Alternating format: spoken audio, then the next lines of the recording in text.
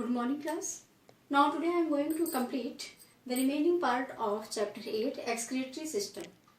In last class I taught you about the structure of kidney, internal and external structure of kidney, and the structure of Bowman's capsule or urinary ferrous tubule. Now today I will explain you how urine formed and how the filtration occurs in the kidney. We all know that the structural and functional unit of the kidney is the nephron, means this structure.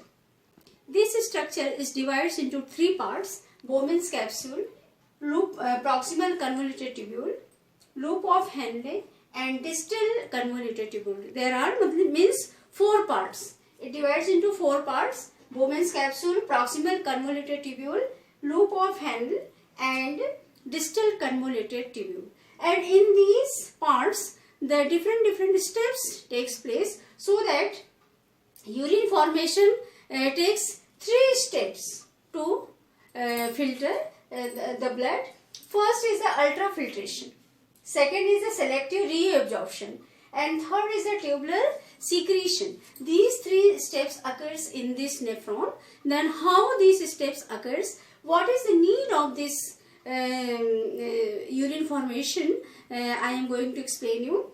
We all know that blood that enters into the kidney is rich in all the nutrients, and with all the nutrients it also rich in nitrogenous wastes and large amount of water, so that the nitrogenous waste like urea, uric acid, creatinine, it should be removed from the blood because it is highly poisonous. And with these nitrogenous waste, excess amount of water also should be removed from the blood. So for this urine formation, these steps occur in the kidney, and this is the need of kidney to filter the blood.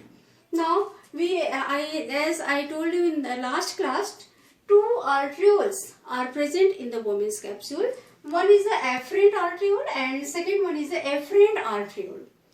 And the lumen of the afferent arteriole is much shorter than the dorsal aorta or renal artery. So the blood that comes in this arteriole, it is in high pressure, and due to high pressure all the liquid part of the blood gets filtered here, and all the solid part of the blood like mineral salts, some mineral salts and blood cells are remained in the glomerulus, and all the liquid part comes into the proximal convoluted tubule. Now this is called filtrate, and this is the residue of the blood. Now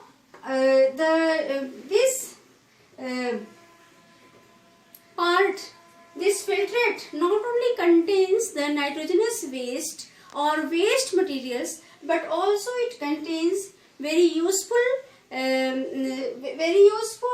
materials of the blood.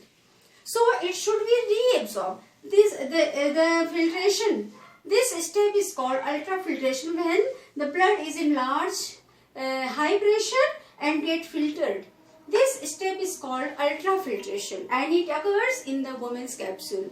And after entering the filtrate into the proximal convoluted tubule, it has some useful substances also of the blood, and it should be reabsorbed by the blood. So the second step is the selective reabsorption. Selected things reabsorbed by the blood.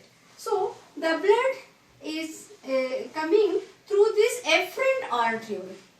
It is much thick than this blood because most of the liquid part get filtered here.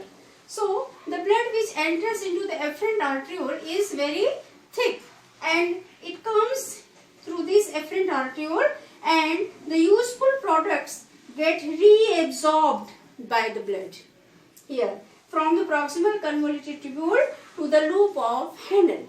All the useful materials that get filtered here are reabsorbed, and adequate amount of water is also reabsorbed by the blood, and then it supplies to the renal vein.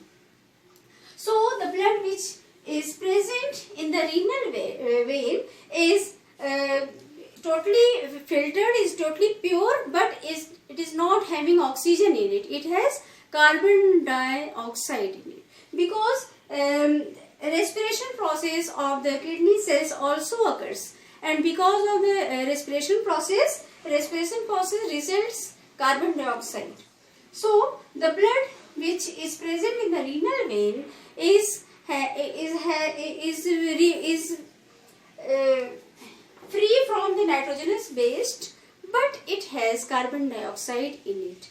And to remove carbon dioxide, the blood which is present in the renal vein is free from oxygen, and it is free from all the nitrogenous waste, but carbon dioxide is present. So in this time it is free from all the nitrogen waste, but carbon dioxide is present, and this carbon dioxide is removed from the lungs.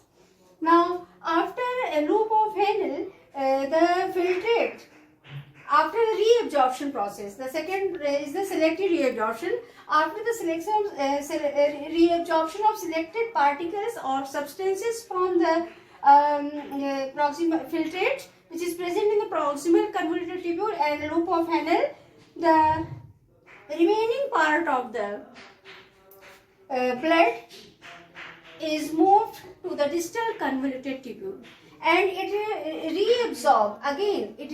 reabsorb the potassium and sodium ions from the walls, and this is called tubular secretion.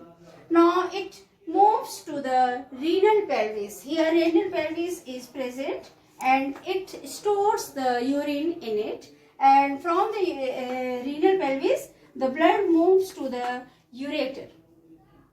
This is the process how the urine formation occurs in each and every nephron.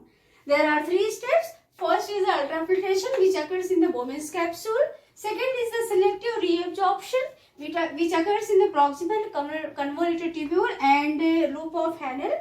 And third is the tubular secretion, which occurs in the distal convoluted tubule.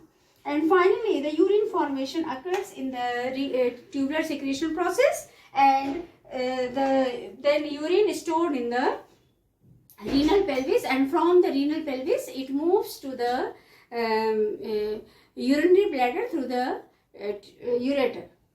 This is all about the urine formation. Now the next step is the osmoregulation. It is a function of kidney.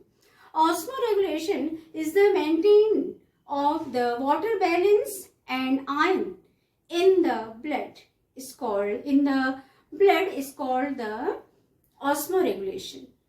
And as in this filtration, we have already seen that the excess water and ions are removed.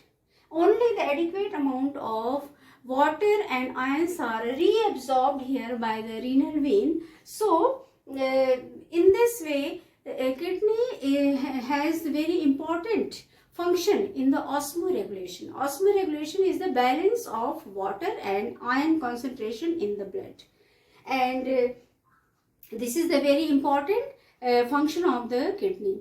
Now the next step is the physical property of urine. Urine is slightly alkaline when we eat vegetables in our diet more. Then our urine is alkaline. But when we eat some proteinaceous products and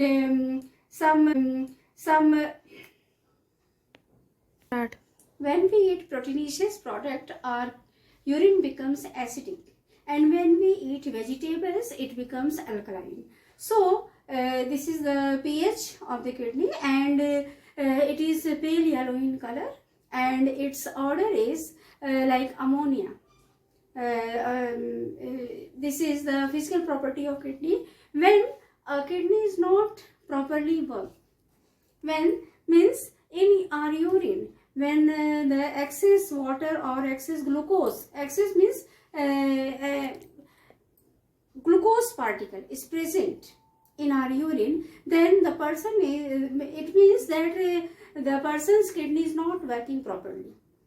So for that there are several techniques are there in the hospitals. First is the dialysis machine. In dialysis machine, it works like a kidney, and in the work which is performed by the kidney is performed by the machine, and that process is called dialysis. And from the dialysis process, our blood is get pure or free from nitrogenous waste, and in this way a person is suffering from kidney problem becomes healthy and live long. This is all about this chapter. I will give you PDF of this chapter, and till then, thank you.